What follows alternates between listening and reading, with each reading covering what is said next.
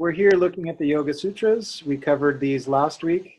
The Yoga Sutras are the how-to manual, the basic description of how to find God in this lifetime. We reviewed the very important Sutra 1, 2, 3, 4, and skipped ahead to 12 last week.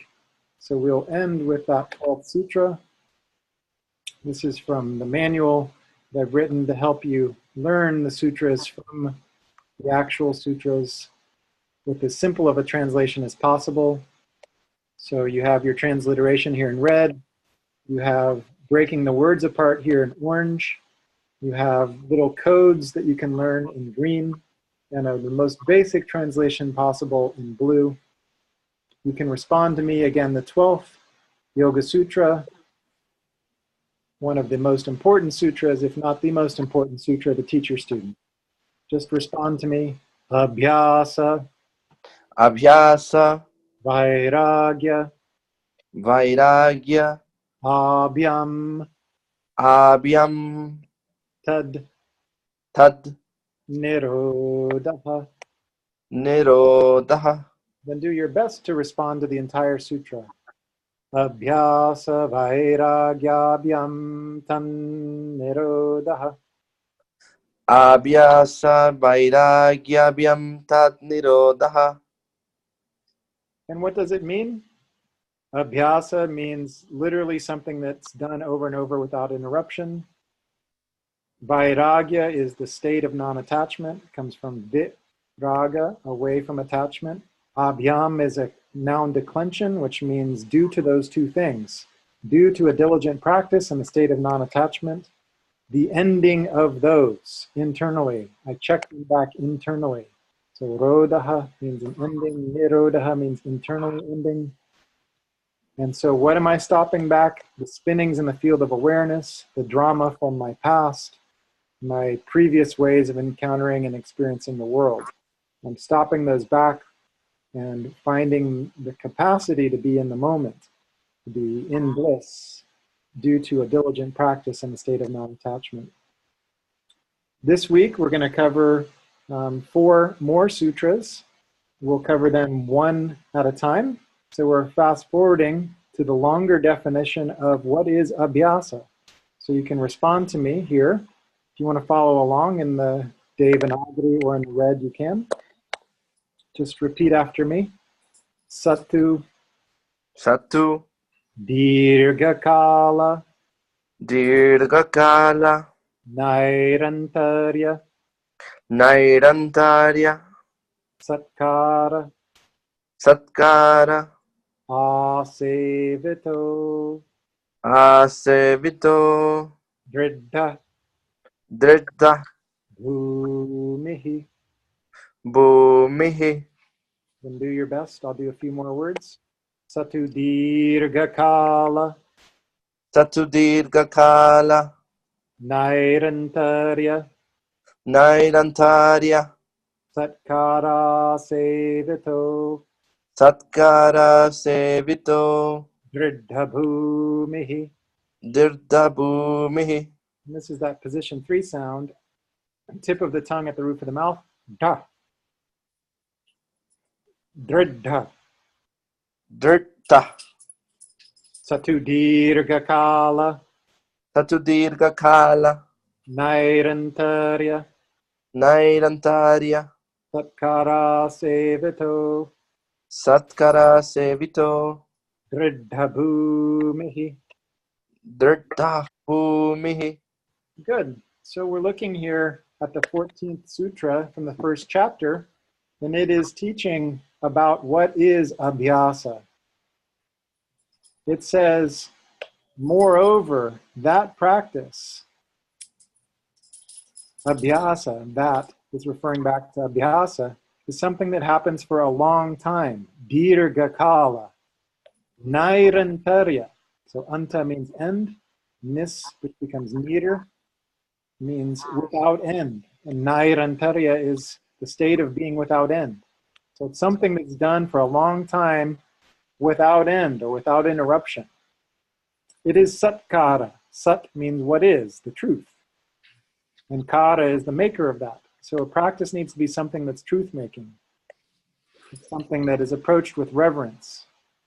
And it is asevita, which means that it is served completely and from all directions. So the prefix a implies totally or from all directions. So my practice needs to be done with seva, with service, and approached from all directions.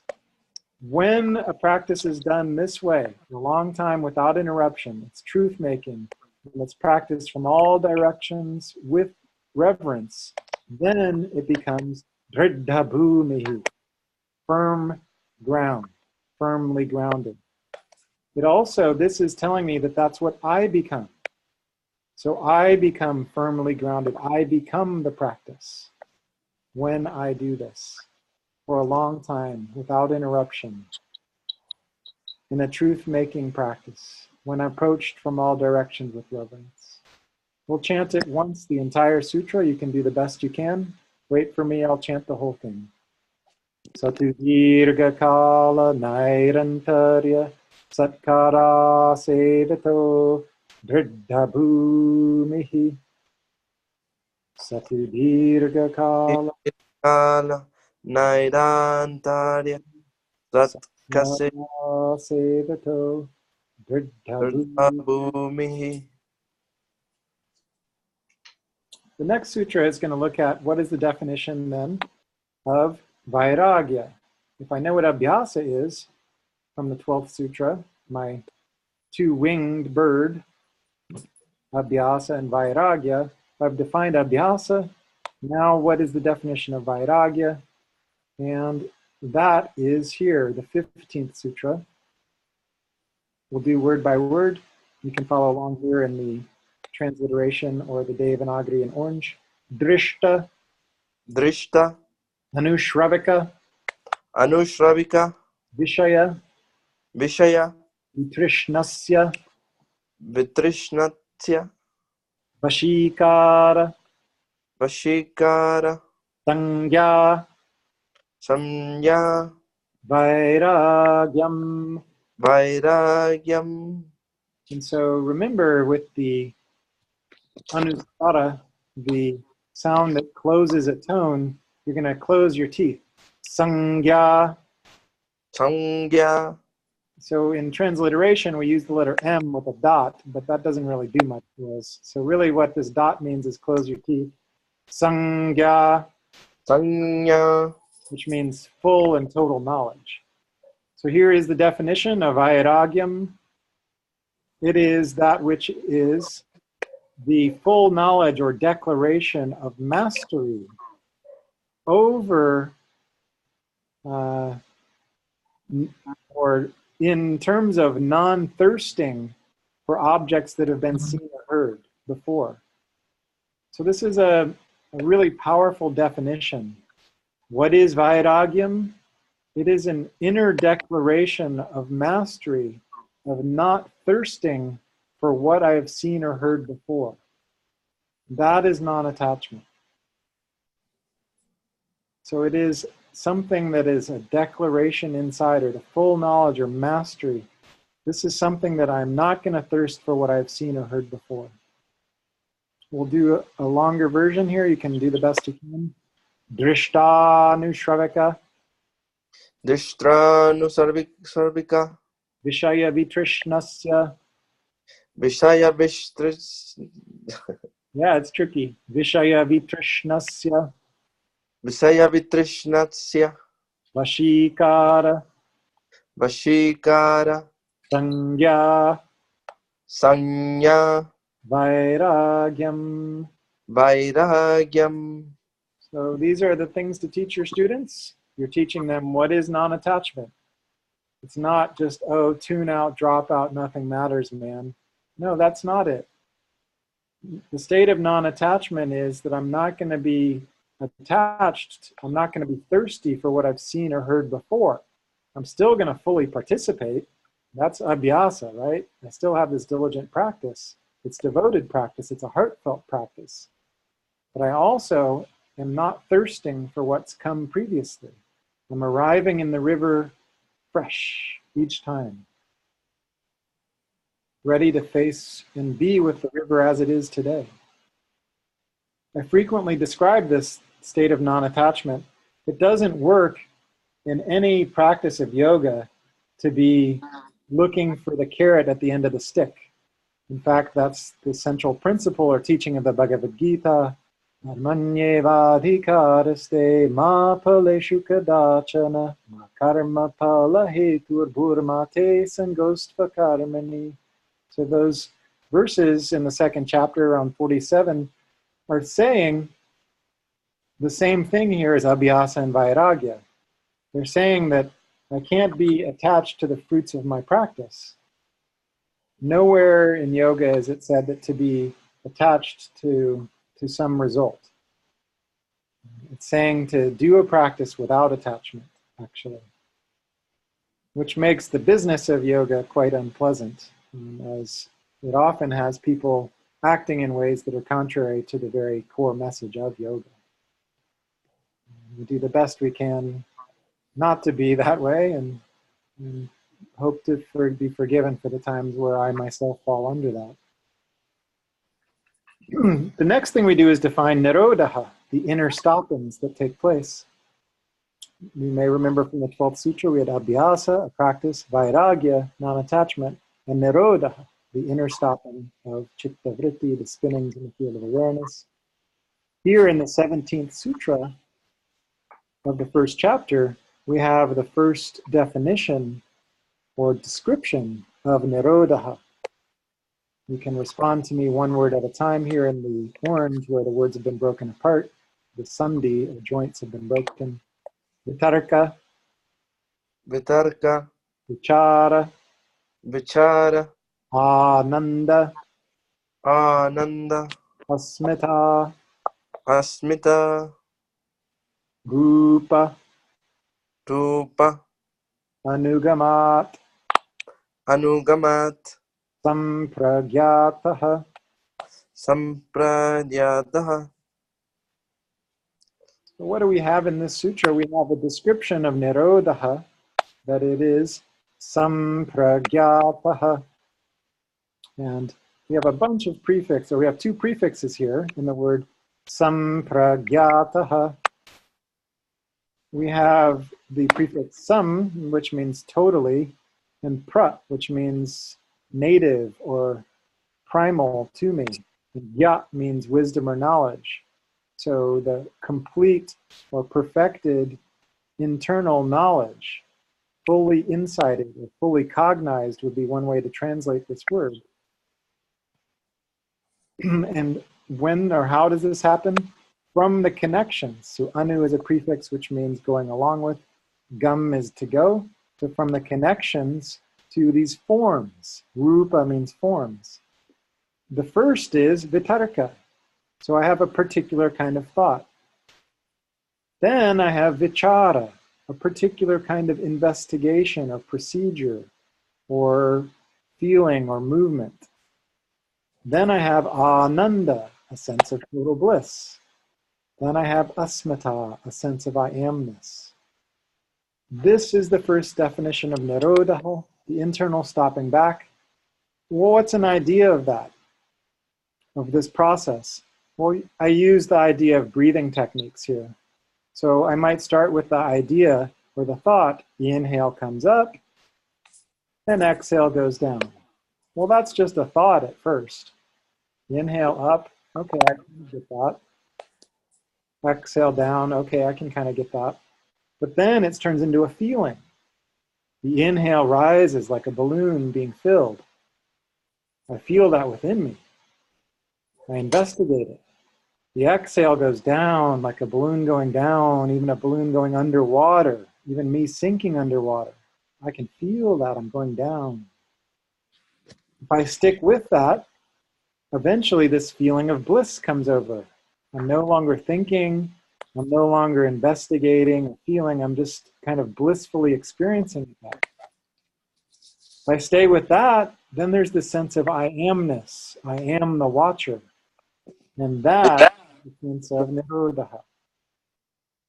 So we'll finish this sutra by chanting it one last time. You can respond to me. Vitarikara Anandasmita Anandamita Rupa Nugamat Rupa Nugamat Sampragyataha. Sampragyataha. Beautiful. Our last sutra is we're moving on to the 20th sutra. And in this 20th sutra, we're looking at really a process describing Nirodha for the rest of us. And it's in reference or for others. And it's in a way relating to when, if I were to go back through to the previous sutra, which is quite esoteric in its meaning, it describes souls that are not in a body. So we're skipping that one for now. And we're moving on to the others. And the others, that means us. We're in bodies.